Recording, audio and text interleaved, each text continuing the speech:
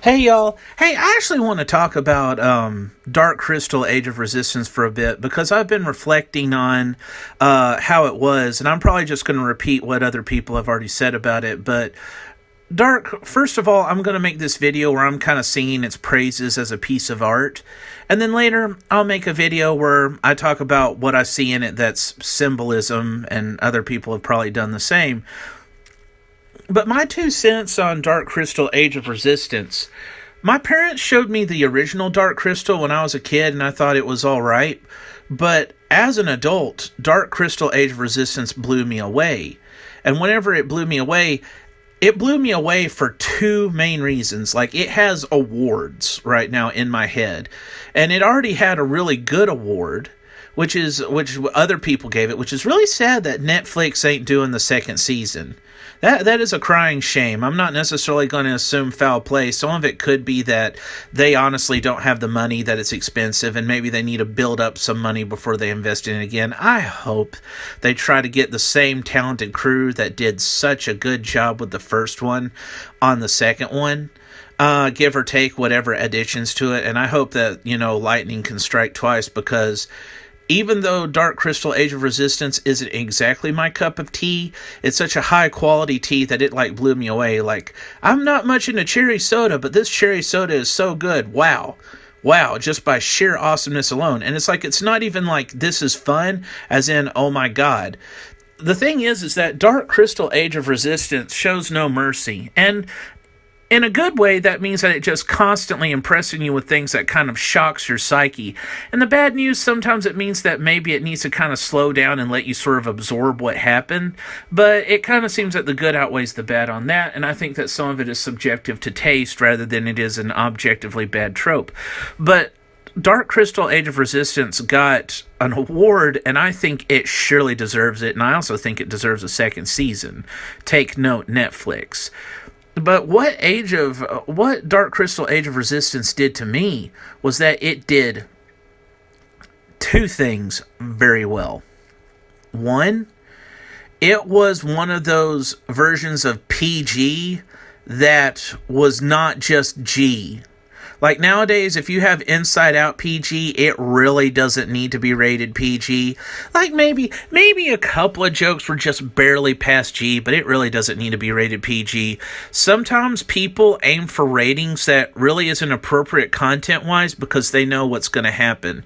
They know that if Inside Out was rated G, people would think that G means for little kids, and that only little kids are going to see it, and it's going to be basically a show for babies that you play on the VCR or DVD or Blu-ray 5 hours in a row so that you can do the dishes, have sex, and take a nap. That's basically what people think of G-rated movies. And that, it's like, oh, well, Inside Out is made by Pixar. Oh, it's rated G, it's for babies. Oh, it's rated PG.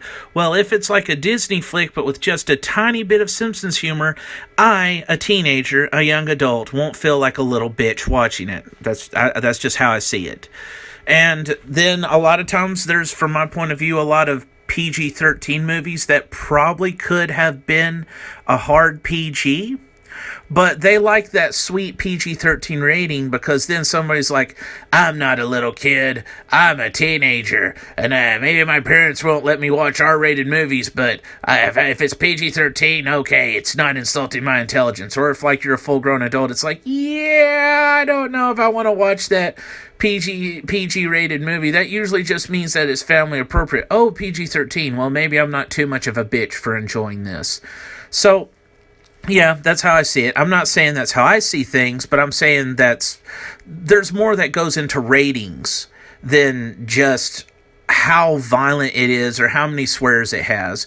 And sometimes something would be a solid PG, but it's like, okay, maybe if we make them drop the F-bomb once, or we show just a little more blood and a little more skin on one of our female characters, we'll get that sweet PG-13 rating, because the PG-13 rating is one where families tend to go to, and as long as the little kids are just old enough, they'll watch it, and, and the bigger kids will join them, and, even college students and single adults might, say, well, I normally like to focus on R-rated stuff because I'm a man, but okay, I'll go and watch this PG-13, and if it's alright, that's fine. So that's kind of how I see how this works. But to me, I think that Dark Crystal Age of Resistance did PG. That was such a hardcore PG that it felt like it should have been rated TV 14, but it didn't cross that line.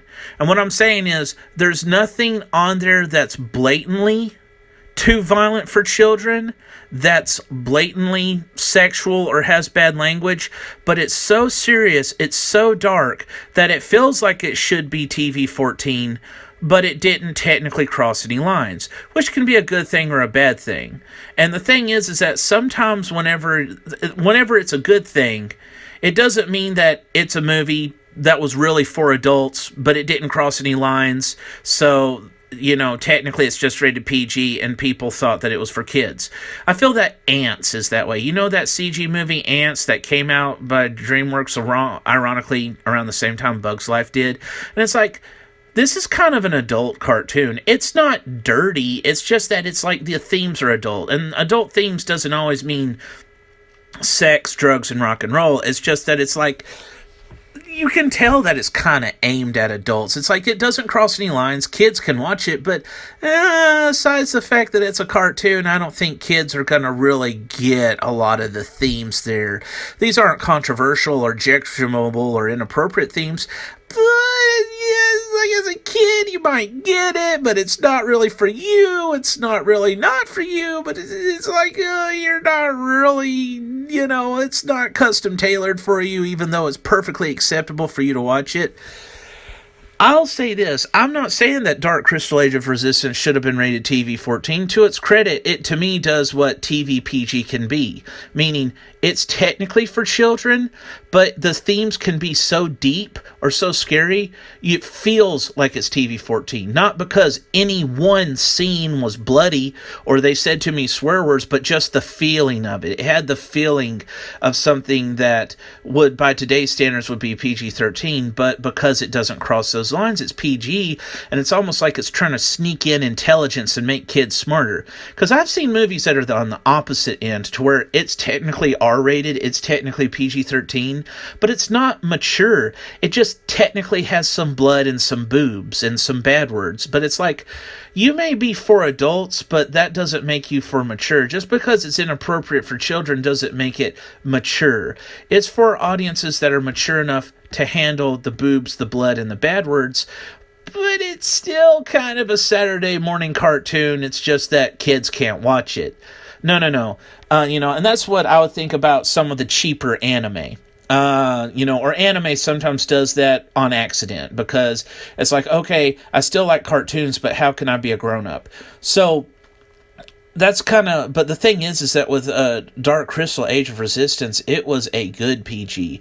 It was what I kind of wish a lot of Star Wars would be, to where it's like, if maturity was taste and a movie was cake, this cake is so moist, it doesn't need icing.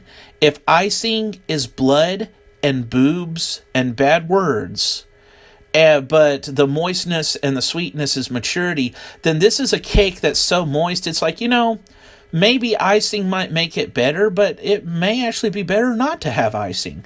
And that's what I like about shows like this, to where it's something you can technically show the kids, and it is meant for the kids more than a movie like Ants is, but it's so hardcore, it's so deep, and it's so high quality that maybe the little kids, they would get it, but maybe it's a little bit scary for them without crossing lines, and adults would be, knocked on their ass, with how good this is. That's what I'm saying about Dark Crystal Age of Resistance, and I really encourage you guys to watch it, because, the two things, I already explained the PG. Award number 1 is PG.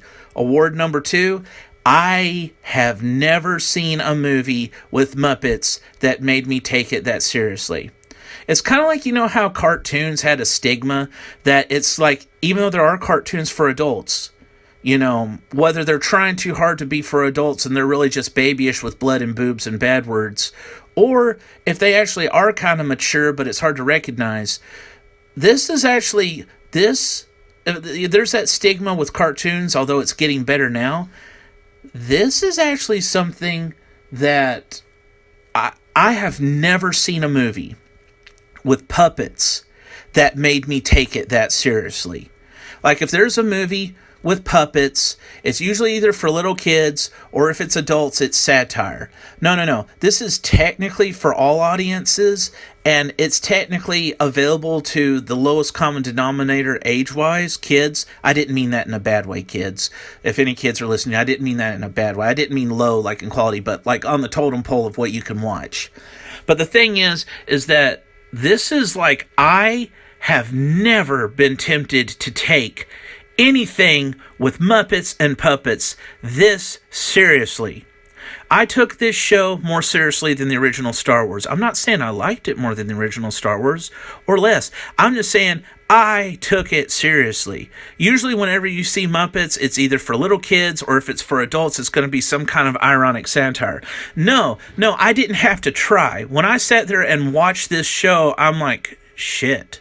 And so the thing is that it's really, no, whenever it like knocks you on your butt and makes you sit down and pay attention, it commands your respect. It commands your presence. You watch it and you're thinking to yourself, okay, and that's just the best way I can describe it. I guess words fail me because I'm doing this on the spot, but I have never sat down and watched a show about puppets that made me take it that seriously. Yes, it had a lot of CG, and yes, it was modern, but the fact that it had puppets didn't detract much from what I said earlier. Award number 1 for it being a seriously good PG was not detracted at all by award number 2, the fact that it's a show with puppets that I take seriously. Because if it's a show with puppets, you would normally think to yourself, oh, wow. It's like, well, we're either in for ironic comedy or something for little kids. No, my man. No, this will knock your socks off. And the thing is, I'll make another video later where I'm talking about, what I see with symbolism, like what the Skeksis and the life essence transfer kind of says to me, because it seems to resemble a lot of stuff. To close it up, I guess there could be kind of a third award about, this is a story that presents New Age, but in a cool way. It has some themes of New Age. It's so freaking New Age, it could poop a crystal garden. I mean, if you cut it, smelling salts that a bunch of hippies are going to fall out, and then they'll try to heal you with a crystal. It's so New Age, it's not even funny. Like, this movie has a lot of New Age themes, but I don't think it's necessarily trying to shove it down your throat as just saying, this is the way we see it. This is the way it is. But you don't have to take it that way. You can take it in an abstract or a semi-literal way. But the thing is, I just wanted to close off with that. I really recommend that if you're somebody who likes deeper, well-done movies, I suggest you watch it. I think that it's a minor milestone in special effects because it did Muppet puppetry in a way that's advanced. But because we're bombarded with so much entertainment, whenever there is a lesser milestone in computer generation or puppetry, it tends to get ignored because we're so jaded by special effects. That's something a friend of mine said about Battle Angel Alita, is that Battle Angel Alita is actually a notable milestone in special effects, that as well as being a milestone of a movie based on an anime that's really good, but it kind of, because there's so much stuff going on and it didn't get a lot of publicity, a lot of it didn't get a lot of attention with the mainstream media, so a lot of people probably didn't realize that it was a milestone in computer animation. One, because of marketing, but two, because we've just been so overwhelmed with so much computer generated stuff, some good, some bad, that we might be a little bit jaded and not recognize it when somebody actually, moved the milestone, past a milestone. But yeah, I really suggest that one gentleman to another in the audience, that you give Dark Crystal Age of Resistance a shot. Even if it's not your cup of tea, it's really good, high quality. See what I did there?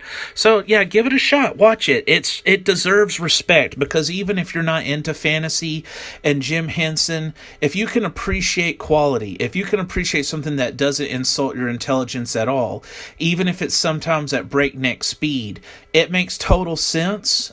It's not so out there that you can't make sense. It has focus, it has a logical procession.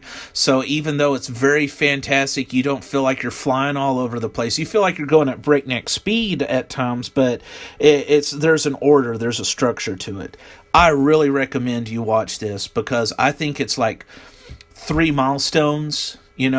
A good PG movie, a good PG TV series. We're talking about the TV series, not the movie, although it's a prequel to the movie. A PG series that doesn't insult your intelligence, puppetry that's like a milestone in puppetry, and probably like a half a milestone in computer effects, because the computer effects it had was good too. It earned like a children's entertainment award, and by God did it deserve it. And I hope that if enough people who didn't watch it, maybe they'll realize that it's worth making the second season. That's my major hope. Anyway, Ace and Beaky, over and out.